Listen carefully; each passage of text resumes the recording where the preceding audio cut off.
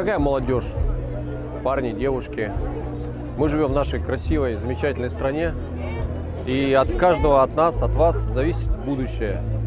Ну, как бы не звучали эти слова обычно или как-то обыденно, да, но тем не менее наше поколение и более старшее поколение хочет пожелать, чтобы вы всегда учились хорошо, добросовестно относились к порученному делу, были профессионалами своего дела, занимались самоподготовкой для того, чтобы принести пользу себе, пользу окружающим и, ну и, конечно же, нашей стране. Поэтому желаю вам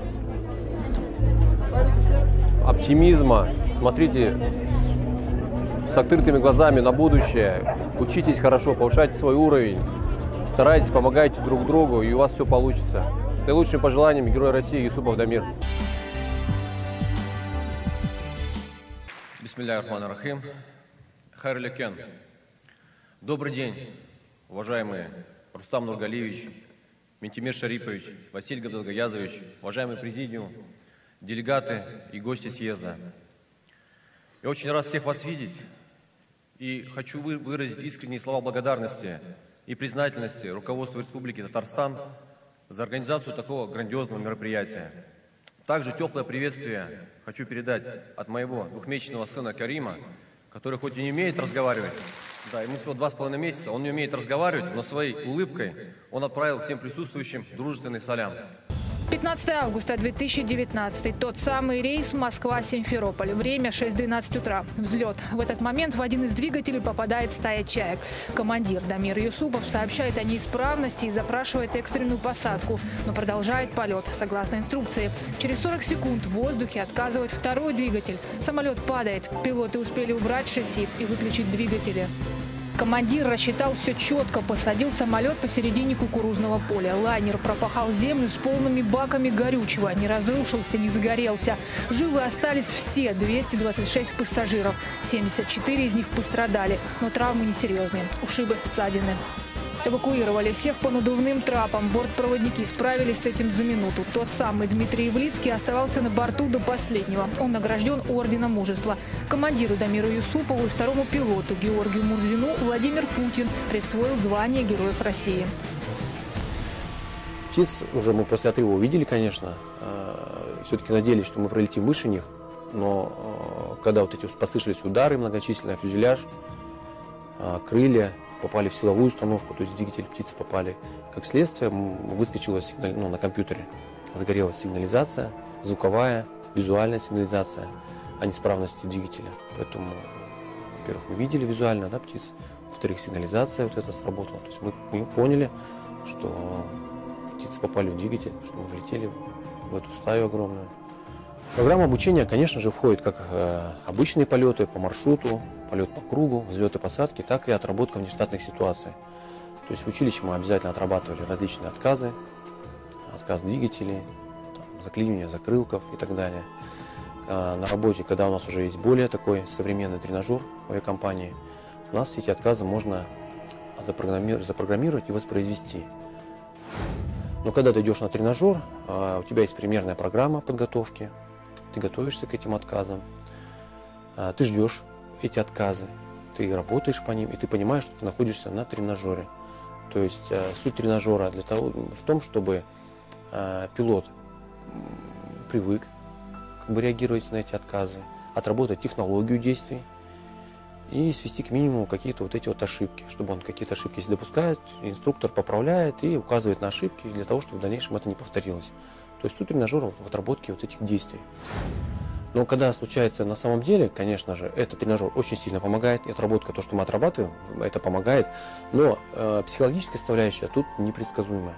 То есть, поскольку ты понимаешь, что ты находишься в полете, есть определенный эффект, такое обалдение, скажем так, ты понимаешь, что это все происходит в реалии, вот, и начинаешь вспоминать и делать то, чему тебя учили. Вот. И если провести параллель с тем, что у нас произошло, конечно, был большой такой психоэмоциональный всплеск. Вот. Все произошло быстро и внезапно, как это обычно все происходит. И я скажу так, что что-то мы сделали даже не по инструкции.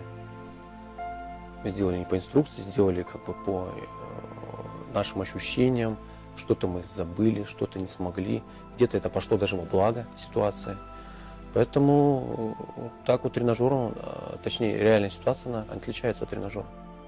Поскольку мы сидим в кабине,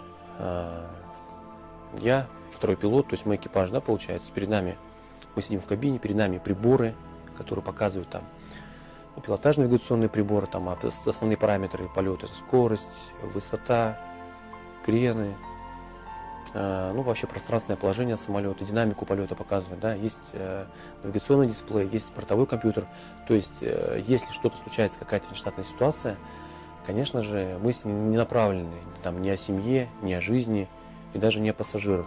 То есть думаешь о том, как справиться с этой ситуацией, как выполнить определенные действия для того, чтобы безопасно продолжить полет, ну и сделать то, чему нас научили. То есть там, обработать отказ, там, либо продолжить полет, если отказ прошел, или выполнить посадку, ну, с соблюдением всех тех вот условий, которые, чему нас учат. Поэтому, конечно же, мысли в тот момент были о том, чтобы вообще проанализировать ситуацию и с ней справиться. То есть вот, я все-таки не суеверный, я, может быть, даже, скажем так, больше верующий, верю в Бога.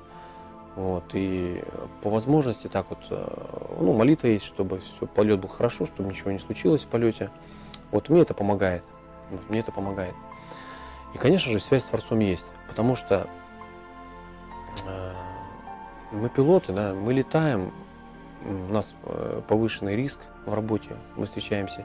И пилот, который побывал в какой-то ситуации, там, аварийной или внештатной, да, и с этой ситуацией справился, он никогда не будет бравировать, как-то хвалиться, да, о том, что он вышел, что он такой достойный, классный пилот.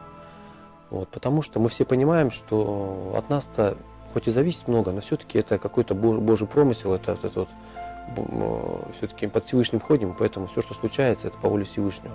Поэтому вот даже в этой ситуации, да, которая произошла, это чудо, что под нами было поле, не было никаких застроек, что погода была хорошая, что мы визуально выполняли посадку, да, что так все получилось. Я не говорю, что это мои заслуги, там, что я вот такой супер крутой пилот, да, что я герой России, там вообще там супер летчик, да.